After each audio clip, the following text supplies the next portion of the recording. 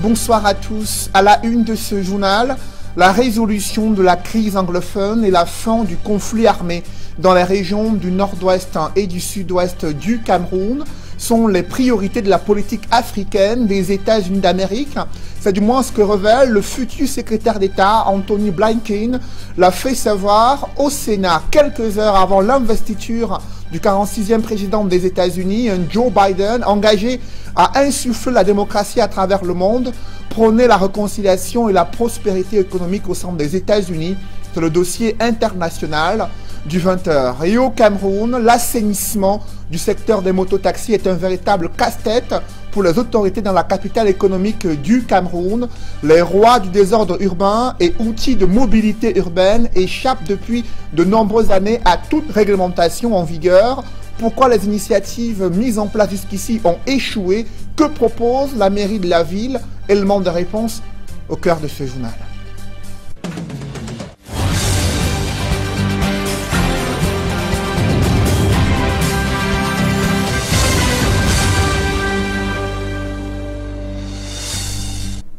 Merci de suivre cette édition complète de l'information sur Equinox Télévision.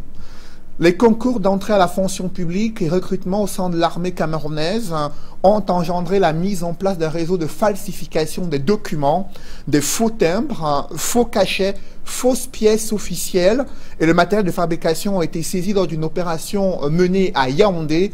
Selon la gendarmerie, près de 11 suspects ont été arrêtés. Le récit des faits avec Joël Essengue et Guy Zogo. Comme dit l'adage, l'occasion fait le larron. Et ce sont certains candidats aux différents concours lancés actuellement qui viennent de faire l'expérience avec des documents officiels falsifiés qui leur ont été délivrés. Devant ces agissements illicites, le préfet du département du Foundi a décidé de donner un coup de pied dans la fourmilière. J'ai lancé une instruction ferme à tous mes collaborateurs de combattre le faux autour des services publics. Et 24 heures plus tard, nous avons les fruits. Nous voulons donc demander à tous les usagers du service public de ne pas se faire arnaquer, d'arriver effectivement soit dans les sous-préfectures, soit dans les mairies, soit la préfecture pour certifier leurs pièces. Le service public est ouvert et gratuit. Concrètement sur le terrain, c'est un réseau de présumés spécialistes dans la délivrance de documents officiels contrefaits qui a été démantelé.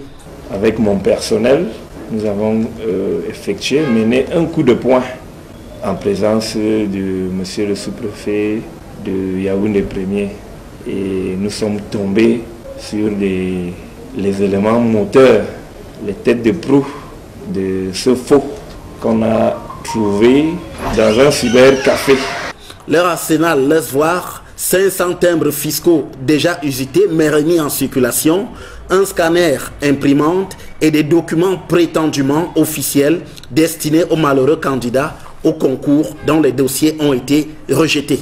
Nous avons procédé à une perquisition et cette perquisition nous a permis de saisir de nombreux documents falsifiés comme vous le constatez. Nous avons saisi tour à tour des documents avec des signatures imitées, des faux timbres. Nous avons même également saisi les machines qui servent à la facilitation de ce faux. Selon les estimations, ces pratiques occasionnent d'importantes pertes financières évaluées à plusieurs millions de francs de la part des pouvoirs publics. Pour les forces de l'ordre, il est donc question de mettre définitivement hors d'état de nuire tous les acteurs de ce réseau. Effectivement, nous avons mis main sur certains de ces individus parce que c'est un long réseau, mais leur exploitation va nous permettre de prendre encore d'autres capitaines qui sont dans ces réseaux. À la sous-préfecture de Yaoundé 1er, des mesures coercitives viennent ainsi d'être prises par le sous-préfet en instaurant les badges pour tenir à distance les contrefacteurs. Veiller à la réglementation du secteur des mototaxis est une équation difficile à résoudre dans la capitale économique du Cameroun. Le constat est fait depuis une dizaine d'années. La mairie de la ville s'est lancée dans un atelier de réflexion afin de comprendre les causes des multiples échecs. D'aucuns évoquent la non-implication des acteurs concernés, le manque de collaboration entre les communes d'arrondissement et la mairie de la ville, mais aussi l'absence de réglementation appliquée de façon stricte. Évocation avec Equa Claude et Kediara. La ville de Douala-Ploie, sous la pression du désordre urbain et d'un non-civisme caractérisé, manifesté aussi, mais surtout, par le secteur des mototaxis, qui ne cesse de grandir. Face à cela, la mairie de la ville, de concert avec les mairies d'arrondissement et les acteurs du secteur de mototaxi, se sont rencontrés dans la ville ce mardi autour de l'atelier de restitution du plan d'action, de professionnalisation et d'assainissement du secteur des mototaxis. Objectif: mettre sur pied un plan d'action qui assainisse ce milieu de mototaxi, en même temps plan d'action qui devrait aussi améliorer la qualité de service et la qualité de vie dans la ville de Douala. Au cours de cet atelier, de nombreuses actions à mener dans le secteur des mototaxis et celles déjà menées ont été évoquées, cas de la formation de près de 1238 mototaxis à la conduite et à la citoyenneté. Nous avons déjà, vous avez suivi, fait la formation de plus d'un millier de mototaximens. Cette formation permet de conduire, va de pair avec leur identification. Les chasubles ont déjà été remis. À plus de 500, les autres chasubles seront également remis dans les jours et semaines à venir. Des chasubles, à l'arrière desquels des informations sur le mototaxi, notamment son nom, son numéro de permis, son camp et sa commune d'appartenance, seront mentionnés, histoire de protéger la clientèle de tout acte d'agression, comme cela est le cas ces derniers mois. Nous avons agréé les choisibles. C'est des choisibles jaunes avec le logo de la communauté, et derrière ces choisibles, l'identification de chaque mototaximène est indiquée. Donc il reviendra maintenant pour assainir aussi. Nous demandons aux populations, quand l'arrêté sera signé, de ne prendre que des mototaximènes agréés. Et ça va faire en sorte que tous ceux qui ne sont pas agréés aillent se faire identifier, et ça va aussi faire en sorte que tous ceux qui venaient dans ce secteur uniquement pour agresser, pour le banditisme, que tout cela soit mis hors d'état de nuire. En plus de ces actions, des aires de stationnement de mototaxis seront construits un peu partout dans la ville afin d'éviter les stationnements arnachiques et un plan de circulation des mototaxis dressé. En mettant en place, vous l'avez suivi, un plan de zonage pour la circulation des mototaxis à Douala, de manière à ce que seuls les mototaxis qui sont identifiés, qui ont permis de conduire, puissent avoir accès à certaines zones de la ville. Et nous allons mobiliser les forces de maintien de l'ordre pour que ceci soit appliqué. Un ensemble d'actions qui l'atteste le maire et son équipe viendra à bout du désordre observé dans le secteur des mototaxis dans la ville de Douala. L'attribution des chasubles conducteurs de mototaxis, des facilités de formation, la mise en place des aires de stationnement, ces mesures sont loin d'être nouvelles dans la capitale économique, mais n'ont pas réussi à assainir le secteur des mototaxis, là où règne le désordre urbain en maître. Jean-Paul Founiat passe en revue les multiples échecs des initiatives d'assainissement du secteur des mototaxis dans la ville de Douala.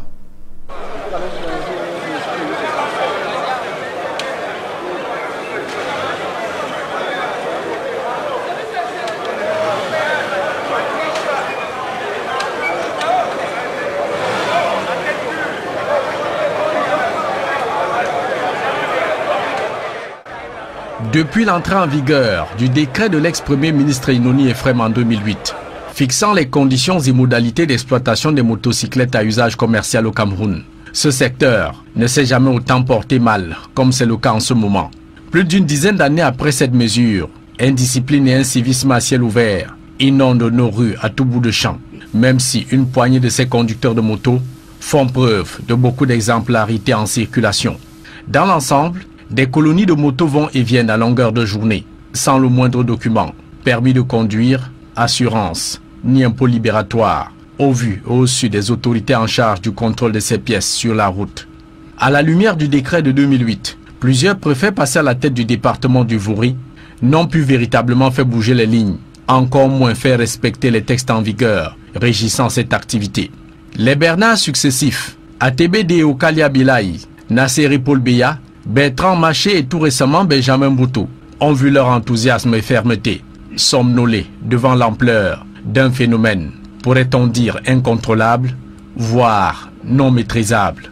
Municipalités, syndicats et même des organisations de la société civile sont venus à la rescousse à coup de campagne de sensibilisation sur la nécessité d'identifier tous les mototaximens, les former au respect du code de la route et surtout les organiser en zone de travail.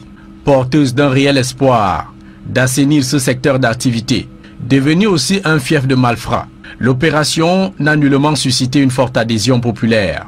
De la carotte à la chicotte, les tentatives d'implémentation des mesures répressives n'ont pas ému la majorité de ces conducteurs de moto, aujourd'hui érigés en de véritables seigneurs de la route qui violent impunément les feux tricolores, roulent en sens contraire dans nos rues, causant régulièrement des accidents les plus inimaginables sur la voie publique. Dans une ville de Douala, devenue le véritable centre d'accueil des milliers de jeunes désœuvrés affluents du monde rural et des localités sans la moindre opportunité d'emploi ou activités de gagne-pain quotidien, les milliers de mototaxis de la capitale économique seraient-ils devenus une organisation anarchique plus puissante que l'État, ou plutôt le gouvernement sans réelle alternative pour ces jeunes sans lendemain meilleur laisse faire pour éviter une révolte populaire, expression même d'une somme de frustration née des injustices et inégalités sociales cumulées depuis des années. Face à cette bombe sociale à retardement que représente le secteur des mototaxis, je vous invite à suivre le nouveau plan d'assainissement de ce secteur mis en place par la mairie de la ville, un plan détaillé par le deuxième adjoint au maire de la ville, Roger Ndichwa. Voici, nous avons travaillé du début jusqu'à la fin en concertation avec les acteurs que sont les bensikineurs, avec les acteurs que sont aussi les mairies d'arrondissement. C'est un travail qui est fait, c'est depuis 6 mois que ce travail est fait et à chaque fois, les leaders communaux de mototaxi ont été associés. Ils ont été associés et c'est ensemble, ces actions, c'est ensemble qu'on les a décidées, c'est ensemble qu'on les a planifiées et nous pensons que ils ont montré leur bonne foi. Si cette bonne foi se poursuit, il n'y a aucune raison que ce plan ne se mette pas en place. Le maire vous a dit que le budget est déjà disponible pour les sites pilotes que nous avons choisis. D'ici le premier trimestre, ces sites pilotes seront aménagés et le reste va suivre. Dans le département du Mungo, les populations font face à la vétusté du réseau électrique. De nombreux poteaux défectueux tombés à même le sol font peur à ces populations et les coupures d'électricité se multiplient. Face à ces multiples problèmes, le ministère des Mines, de l'Eau et de l'Énergie entend procéder à la réhabilitation du réseau de transport d'électricité dans le département du Mungo. Compte rendu, Cyril Ndjemba et Nadine Yambou. Des poteaux électriques défectueux, rangés à l'usure du temps, ou encore des câbles électriques qui côtoient de très près les maisons d'habitation. Des images comme celle-ci, on la retrouve un peu de partout dans plusieurs quartiers de la ville de Konsamba dans le département du Mungo. Ce phénomène crée une peur grandissante chez les habitants, surtout au regard des dangers qu'ils côtoient au quotidien, notamment des risques d'électrocution. C'est une réalité de dire que les poteaux renversés, les câbles coupés étaient des véritables problèmes pour lesquels les populations n'avaient pas de solution. Vous voyez bien que le besoin en énergie pour un ménage, c'est toute une vie. Alors il est bien évident que si on utilise les poteaux en bois, chaque 5 ans il va falloir le remplacer. Et si on ne remplace pas à temps, vous allez les retrouver certainement sur la chaussée. Donc je crois que c'est ce qui justifie la présence de ces poteaux sur la chaussée. Avec la vétusté de ces poteaux à Konsamba, les coupures d'électricité font désormais partir du quotidien des habitants. Face aux multiples plaintes des populations, le ministère de l'Eau et de l'Énergie entend, pour cette année 2021, fournir une énergie en quantité et de qualité à ces populations.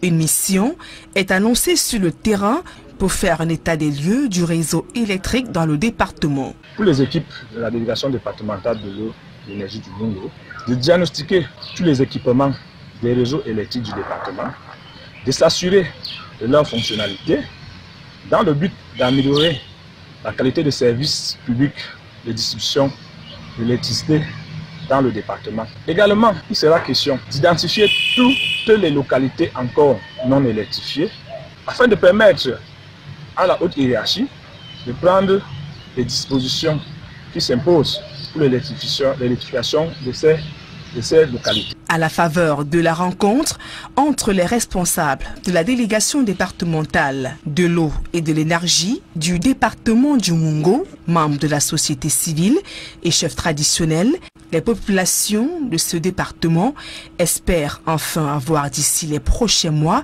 une énergie viable. Le Cameroun dépense-t-il plus qu'il n'en faut pour réaliser ses infrastructures routières? Les récents rapports de la Banque mondiale estiment que le coût des constructions des routes est très élevé au Cameroun. Le ministre des Travaux publics relativise. Il précise que ce coût dépend de l'infrastructure routière à construire et de nombreux aspects techniques qui entrent en jeu.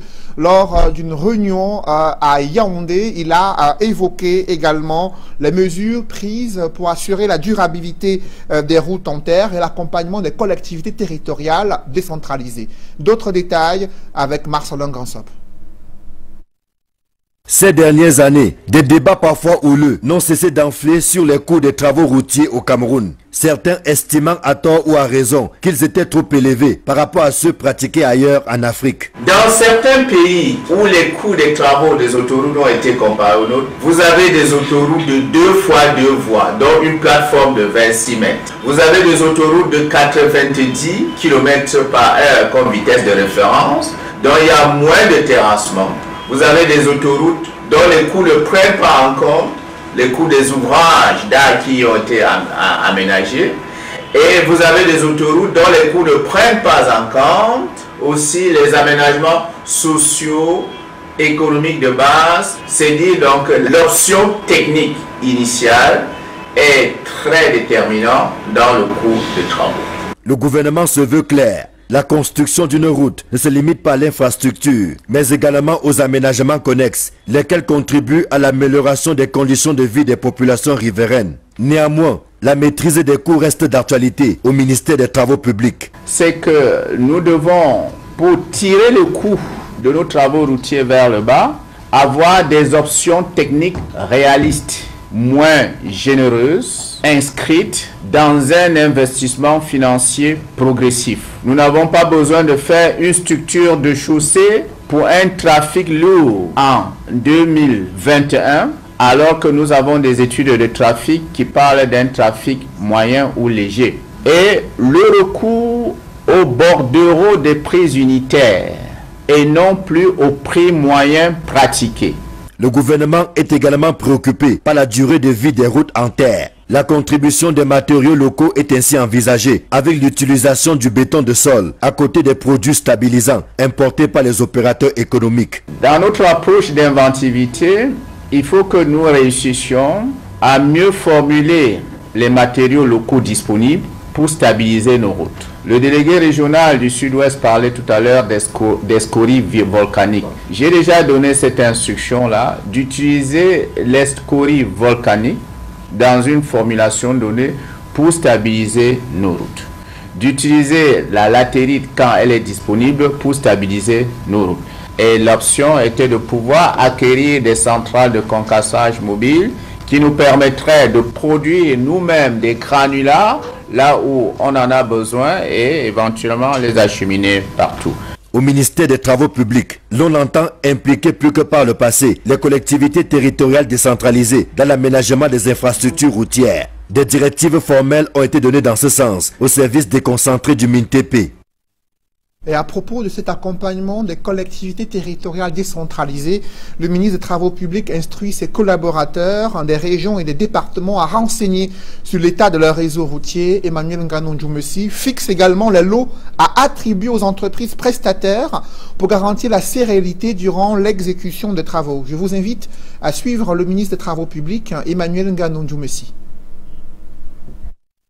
Nous avons un peu plus de 92 000 km de route en terre. Il ne faut plus qu'il y ait de coupures de route parce que les bourbiers se sont formés. Le délégué départemental ne doit pas attendre dans son cabinet, dans son bureau, que le maire vienne lui dire qu'il se passe telle ou telle chose sur tel axe routier de sa commune.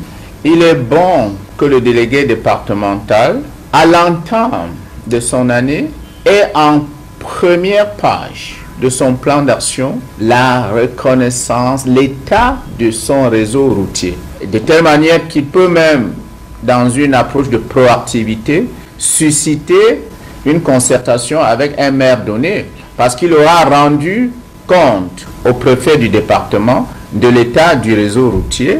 Et en deuxième page, la situation des contrats actifs sur le territoire, lesquels contrats doivent être suivis. Cela pour mieux structurer l'accompagnement dont les collectivités territoriales décentralisées sont en droit d'attendre. Alors si nous avons un axe routier de 70 km à construire, on l'éclate en 2 lots pour attribuer à 2 entreprises de travaux, on gagne en temps. Et puis on repartit aussi l'investissement en direction de plusieurs. Contre toute attente, le préfet du département des Hauts-Plateaux monte au créneau pour adresser une deuxième mise en garde au roi des Bamendjou, Sa Majesté Sékou Jean Rameau. L'autorité administrative l'accuse d'inciter les populations à la révolte et l'insurrection à travers des propos qui mettent en péril la stabilité des institutions républicaines et la légitimité de celui qui les incarne. Dans sa correspondance, le préfet des Hauts-Plateaux menace le roi Sékou en lui précisant qu'il s'expose à la rigueur de la loi en cas de nouvelles sorties cybernétiques ou médiatiques intempestives. La réaction du faux Sékou ne s'est pas faite attendre. Sur son compte Facebook officiel, il a écrit que l'intimidation est le propre de ceux-là même qui ont perdu toute raison et sont en quête de personnalité et de repères. Le faux Sékou renchérit en publiant un proverbe sur son compte Facebook. Quand la lurne sort, les aliénés pensent que c'est le jour qui se lève.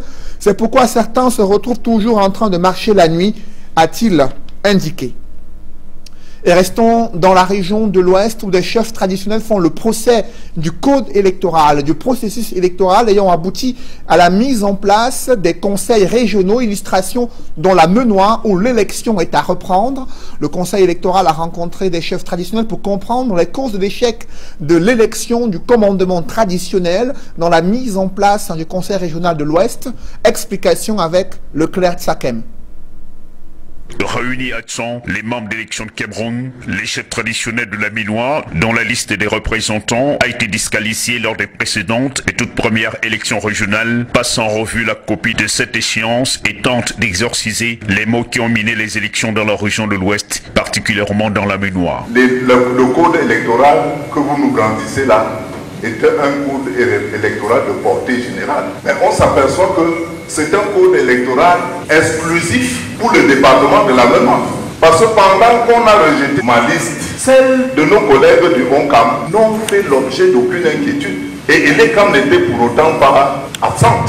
Nous sommes très heureux de repartir, mais on repart avec un goût d'amertume assez prononcé du fait que la mesure qui nous a frappés était une mesure à tête chercheuse.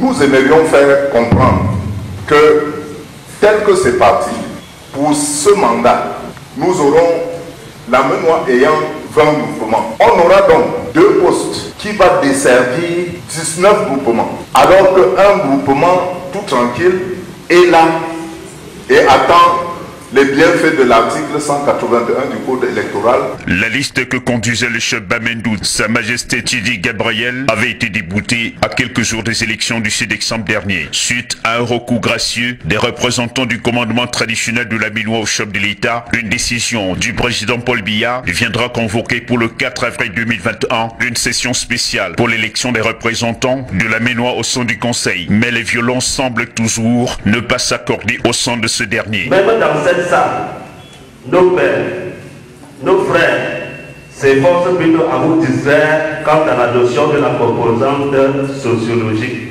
Ceci nous scandale. Quand un chef supérieur se permet de dire que les probables sont les mots, je peux tomber en 50 dans cette salle.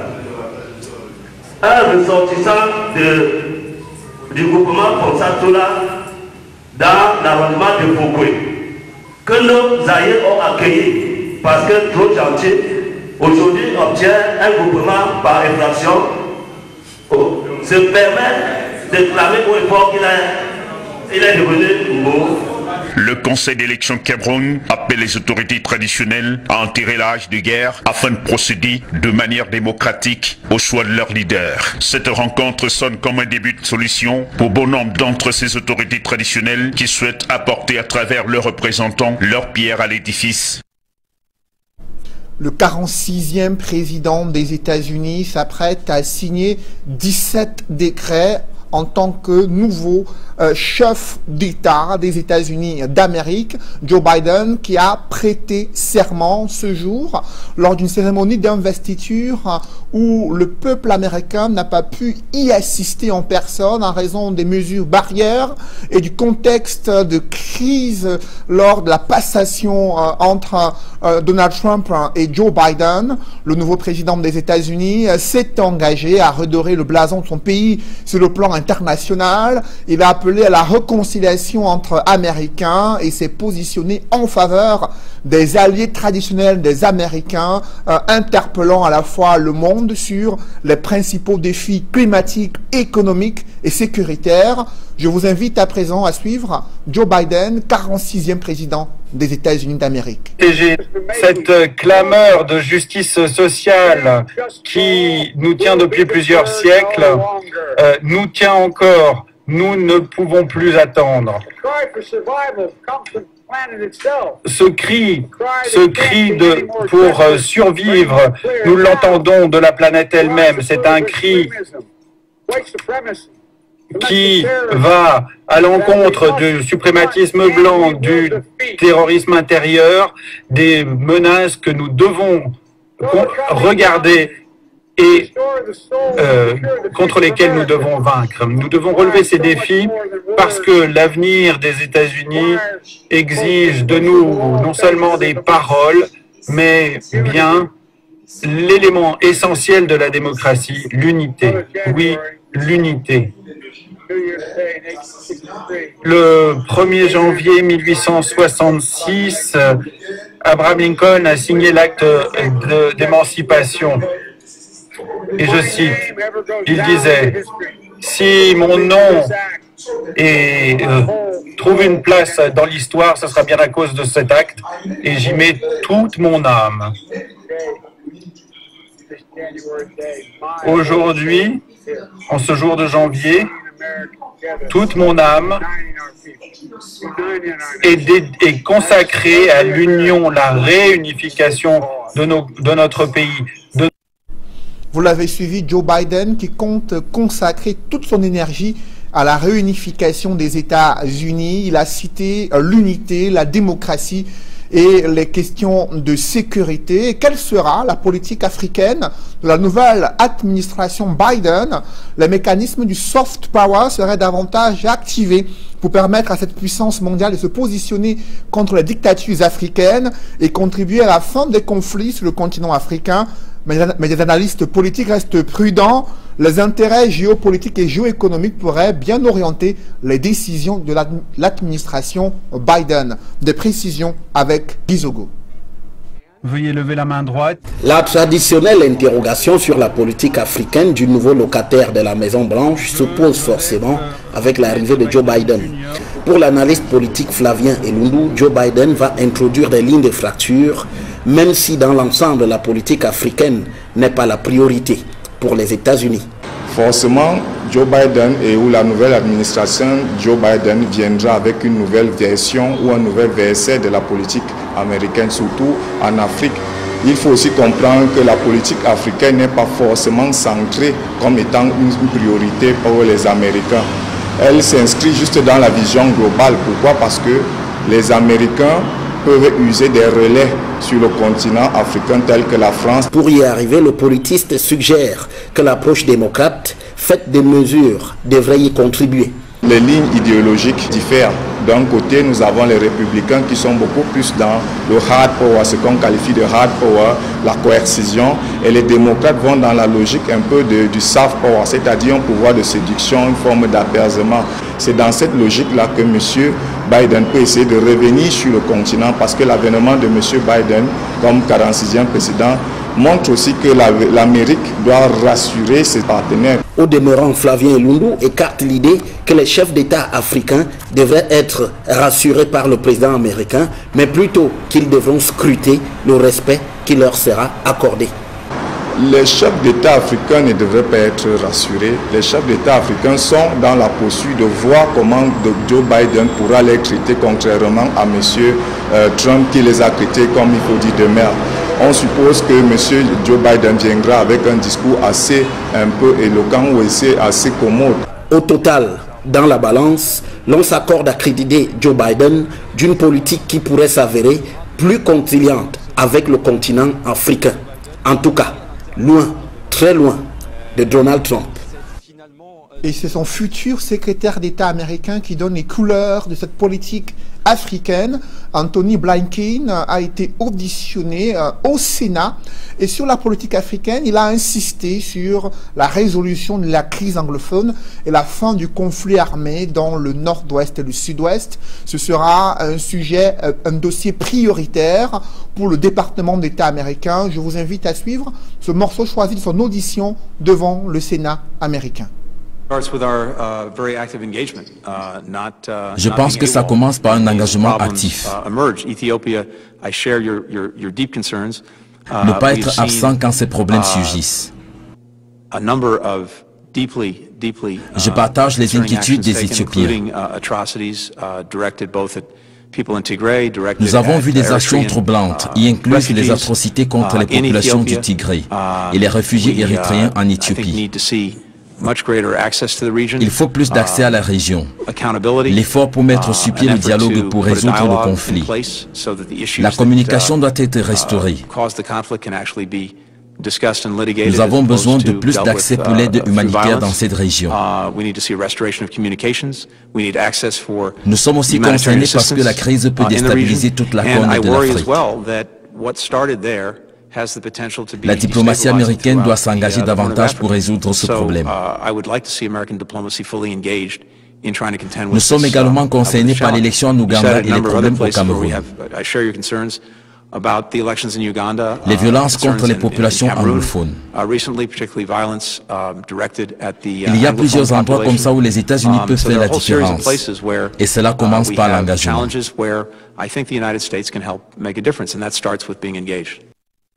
Anthony Blinken, secrétaire d'État américain sous l'ère Joe Biden, qui a annoncé les couleurs de la politique africaine des États-Unis.